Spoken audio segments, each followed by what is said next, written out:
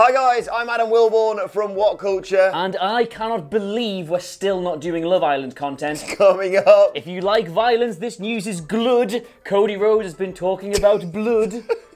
It's a Friday, so later on I'm going to become a lager lout, but before that I have a match update regarding All Out. I will also drink some of that and subsequently need a wee, but some big main roster stars are back in NXT. I like driving in my cars, and I've got an injury update on Lars.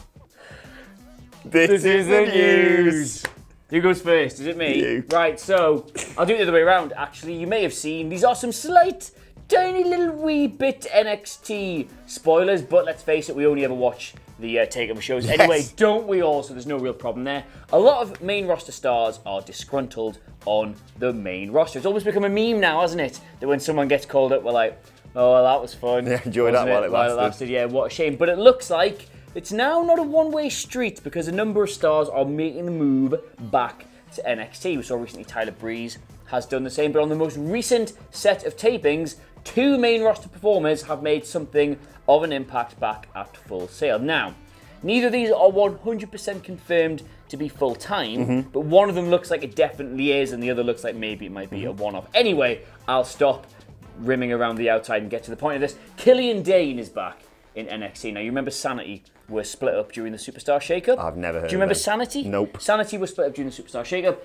Eric Young went to Raw. To chase the 24/7 championship. Where Alexander Wolf went to NXT UK, where he is actually, he's having a bit of fun. But now Killian Dane looks like he's back in NXT. And also, there was a match between Apollo Crews and Kishida. Oh!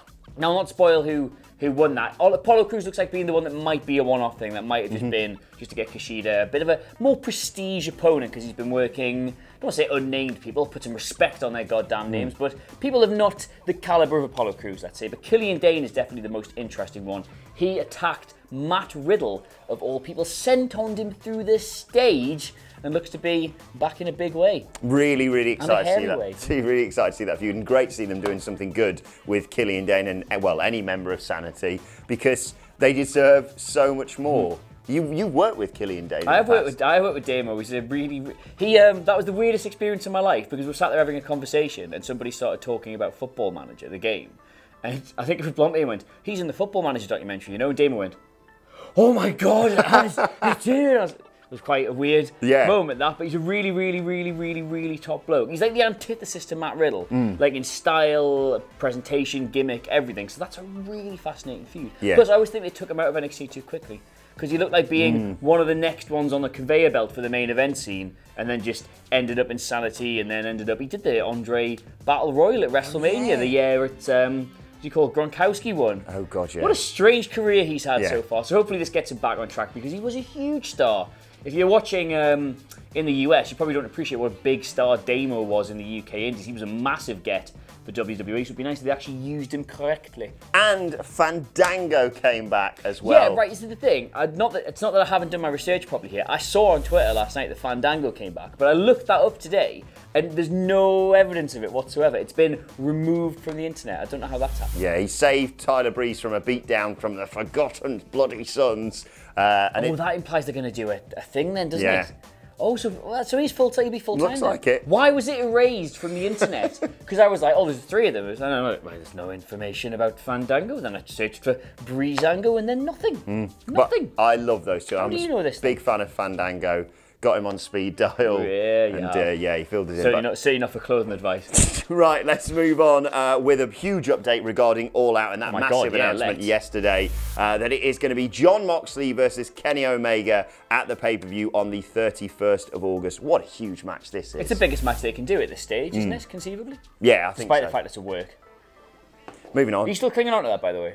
I was, and then I found out Vince Russo thinks the same, so I might just abandon it. Anytime your opinion aligns with his, you're probably in the wrong, so...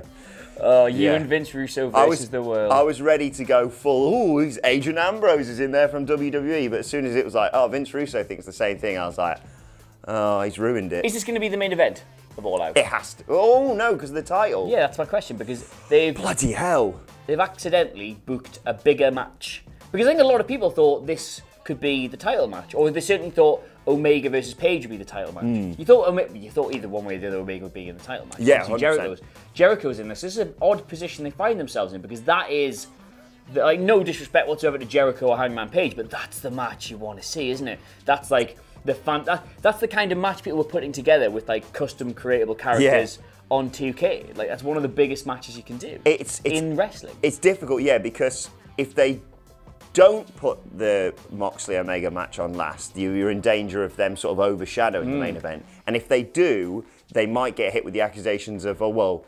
WWE always, miss out the WWE Championship to the main event, and you've made your own title and then not put it on the main event. I'm really fascinated by which direction they're going in terms of the angles and the feuds and the storylines, because if you think about it, pretty much ever since they first sat down with Tony Khan and must have realised, oh, this is actually going to happen then, this is a real thing, they've been able to fantasy book it, like the way all of us do at home, and write their own show, and they're not burdened by television yet, they're not burdened by injuries. This is 100% the vision they would have had for it, and at the minute it's sort of going not the way you would have expected. You would have expected Omega to be in that main event. Yeah, that's what we were predicting. If they're getting Moxley, you would have expected him to be. A lot of us thought him and Havoc start out like start him low up and then build him up the card. Or have him just be the 30th, well, not the 30th entrant. Yeah, a lot of us had it that way, and so it's interesting. And also, who do you think wins out of Moxley and Omega? Because if Omega loses, he's lost again to another ex-WWE guy. And if Moxley loses, then his initial... Well, this is the thing. A lot of people saying if Moxley loses, then his initial hype as push gets killed. Where I think we're still in the WWE mindset here. You can absorb losses if the matches are good. Yeah. Like if him and Omega take each other to the very, very limit, and Omega's just got that little bit too much for him. Is that a big loss? Maybe, I don't think. The match is amazing. Losing to Omega, he's never a huge loss for me because he's so talented. But maybe they'll do some shonky interference thing. Not. The only way they get away with that is literally if it's Punk. That's the only way they get away with that. Oh God. Book it, Matt and Nick. Oh, you want me to do my story now? Yeah. Speaking of AEW, Cody Rhodes has been discussing the subject of claret, of blood, of the Crimson Mask, as they call it, because obviously, if you haven't yet watched his match with his brother at Double or Nothing, there was a considerable amount of blood, which we're not used to seeing anymore. No. Are we? Certainly not in North American wrestling. I thought it was face paint for about 5 minutes. Yeah, we were at the exact wrong distance away, because if we'd been at the back, we would have just seen on the screen straight away it was blood, but because we were near enough the ring to be watching pretty much everything happening, we were just too far away to distinguish between the red of his face paint and the blood, and then there was I just elbowed him in the side and pointed at the screen. And the bit was, because he had his head to the side and it was even worse. It was spurting, wasn't it? It was absolutely... Apparently Cody's been doing an interview where they discussed the blood issue, and apparently it was not meant to be quite as graphic or profuse as that, but it certainly was meant to be part of the narrative and part of the storyline. Imagine that in the planning out. So what's going to happen is you're going to throw in the corner, you're going to bleed, and you're going to bleed so much we have to change the canvas. Yes. Okay, that's the plan. You're going to bleed so much it looks like you're going to pass out. Yes. You're going to bleed more than... What did JR used to call it? A stuck pig. A stuck pig. Yeah. So Cody's been talking about this, obviously, to raise the question again of what role does blood play in wrestling, because obviously we've moved towards this sports entertainment model, certainly on that continent over the last few years, and it's become a bit passé. People see it as an unnecessary risk. A lot of people really didn't like it. And he said, and these are fascinating quotes, I should add, this is a big conversation, but I'll bring it up about wrestling fans and analysts have debated how they analyse wrestling. Do they analyse it as sport, or do they analyse it as entertainment? Now, obviously, he says we all know what the answer is to that, and I'm not going to spoil that for you. But and this is the interesting bit. When it comes to violence in our industry, when it comes to blood, when it comes to those things, it should never be a topic. But I love that it is, and I understand why. But when it comes up, it just you've got to pick a lane, if that makes any sense. And then he went on to say that if violence is your thing, you might very well enjoy AEW's product. Like, it shouldn't be the be-all and end-all. That shouldn't be the thing that defines their product. But I think, yeah, just allowing it occasionally when it demands it or when it works well with the storyline, I'm very happy to hear something I'm the same with that. I thought it was too much when I was watching it at the time, but as the match unfolded and it got more and more, and like Cody had the blood on himself, you realised it was part of the story they were telling. And I think the red face paint was a very deliberate choice in that regard, because we were like, oh, if you're going to bleed, why would you wear red? It like pretty much hides it all. But then you sort of realised that was the other half, and it made a beautiful, weird, gory, disgusting graphic sense in a way. But There is a wider conversation to be had here about violence creeping back into wrestling because, of course, a lot of the matches in New Japan, we've got a video coming out on that today, I think, are starting to get a little bit close to the line of what should be acceptably safe. But that's a conversation for another time. Let us know what you make of the comments, etc., etc. Like, share, and subscribe. Do your last story. No light tubes, please. No one wants light tubes. A quick injury update when it comes to Lars Sullivan. Apparently, he was, according to the Wrestling Observer, he was scheduled for a match with Matt Hardy on SmackDown Live this week, but unfortunately, he wasn't able to compete due to an injury. He was pulled from the match as a result. He hurt his knee putting his foot in his mouth. Something like that, yes. The latest report states it's a knee issue, and it's actually what a guess. quite a lot worse than first expected. No word on how bad it is yet. He's have to go and get an MRI. But yeah, we may well see Lars Sullivan missing a bit of time from WWE TV as a result, which is not ideal. He with just this can't push. catch a break, poor Lars, can he? Almost like some cosmic force at work. That's none of my business. Your thoughts? Yeah, I think he really needed to get immediately into another program if he's going to keep this momentum going, because all joking aside, everything that was said, and there's obviously been, apparently the locker room have forgiven him, that's all been brushed under the carpet by WWE. That's been put in the past. Obviously everybody should be allowed to get a second chance, or a third, or however many he's had at this point. And the only way he was going to do that, the only way that was going to work, is if they immediately put him in a feud and went, look, yep, that was all regrettable, but it was a long time ago. Look what a good wrestler he is. And if he can't get in the ring, they can't do that second part. So yeah, that does suck for him. Yeah. Get well soon. Right, let's move on to your Twitter questions at WhatCulture WWE. First question today comes from Sean Acklin, who says, "Who do you guys think will have a bright spotlight on them in AEW that hasn't had one in WWE or the Indies?"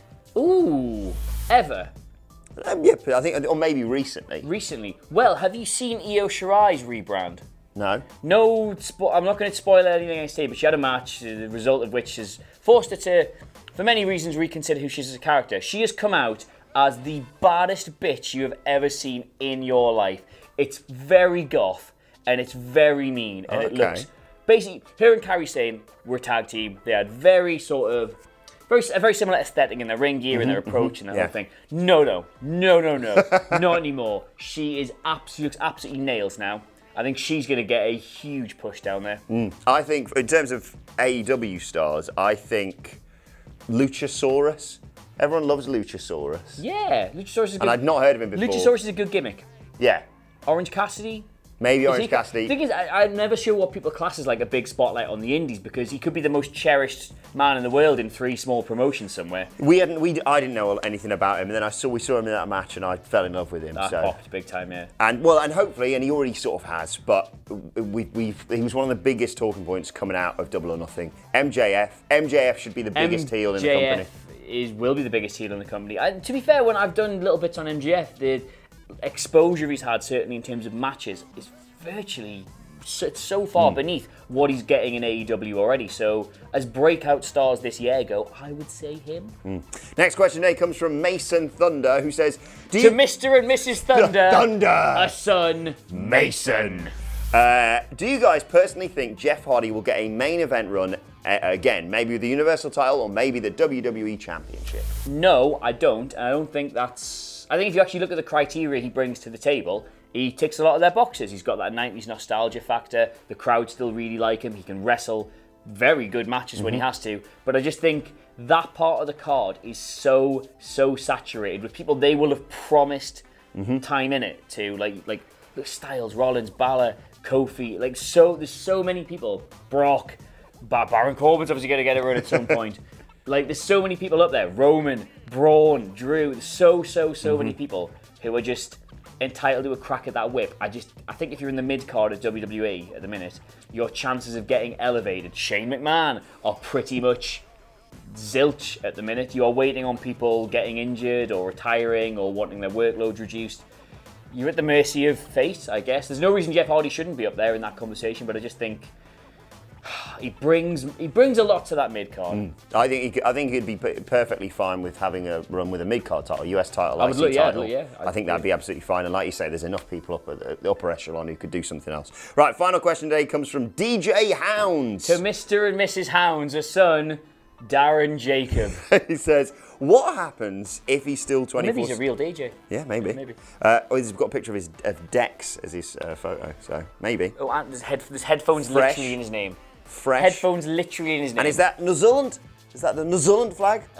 Why not? Okay. Anyway, he says, what happens if R-Truth is still 24/7 champion in the Royal Rumble? Will there be total chaos with superstars scrambling for the title whilst dealing with being eliminated? I can just overdo that question for you already. It doesn't matter who the 24/7 champion is in the Royal Rumble. They'll be in the Royal Rumble, and there'll be about 20 minutes worth of gimmicks around it. I like the 24/7 championship. I like the platform it is giving to a lot of people who can basically make their own success. I've said it in like so many videos. I think the reason they've come up with that belt is because they recognize the talent of getting themselves over on Twitter, on Instagram, basically away from the televised product. And they've realized that, well, if we just give them a belt, all of a sudden they can start doing skits, they can start doing all the stuff they like doing, which basically makes us look bad. They can do it with our championship, which makes it look like it's our idea. Plus, you can put loads of...